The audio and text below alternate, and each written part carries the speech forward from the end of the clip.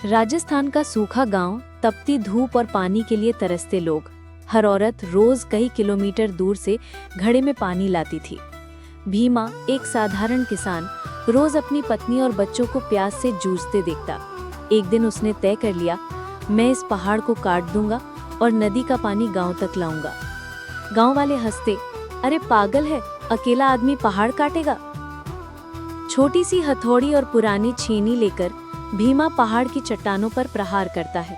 हर चोट के साथ पत्थर से ज्यादा उसकी हिम्मत गूंजती, ठक ठक ठक। लोग तमाशा देखने आते और कहते, ये आदमी वक्त बर्बाद कर रहा है। लेकिन भीमा मुस्कुराकर जवाब देता, शुरुआत हमेशा छोटी लगती है। परिवार का संघर्ष। पत्नी गुस्से में कहती, दिन रात पत्थरों पर चोट करते रहते हो, बच्चों के लिए अनाज कहाँ से लाओगे? भीमा थक कर जवाब देता, आज मैं जो कर रहा हूँ वो सिर्फ बच्चों के पेट के लिए नहीं, बल्कि आने वाली पीढ़ियों के लिए है। बच्चे भूखे सो जाते, लेकिन पिता का सपना भूखा नहीं रहता। गांव वाले राह चलते कहते, देखो देखो, ये पागल पहाड़ काट रहा है।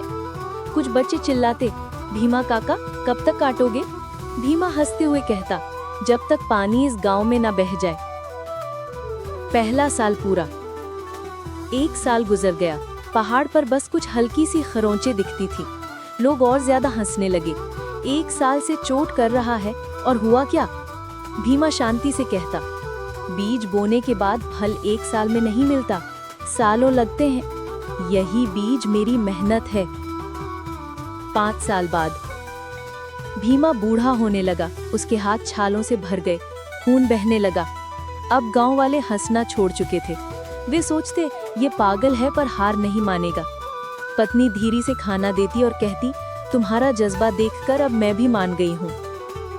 10 साल बाद अब पहाड़ में छोटी छोटी दरारें पड़ चुकी थी। कुछ गांव के लड़के बोले, भीमा काका, हमें भी साथ में चोट करने दो। भीमा की आंखों में आंसू आ गए। मैं अकेला शुरू हुआ था, अब कारवां बन रहा है। 15 साल बाद अब गांव के कई लोग हर शाम पहाड़ पर चोट करने लगते। धीरे धीरे पूरी टोली जुड़ गई। अब लोग कहने लगे, शायद ये पागलपन नहीं, सच्चाई है। गांव में उम्मीद की किरण जग चुकी थी। 20वां साल। दिन आया जब एक बड़ा पत्थर टूटकर गिरा और पहाड़ में गहरी दरार खुल गई। सबकी सांसें थम गई।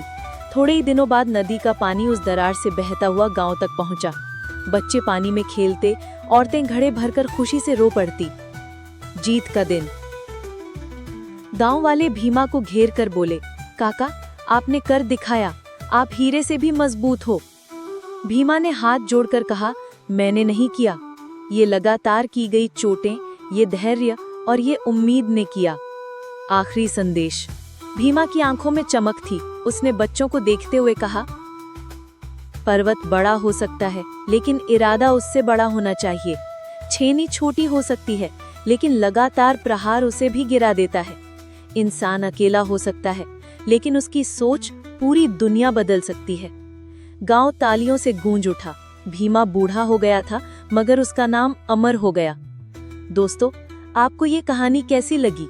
हमें कमेंट करके जरूर बताइए और जाते जाते इस वीडियो को लाइक और फॉलो करना मत भूलिए, ताकि अगली सीख सीधी आपके दिल तक पहुंचे।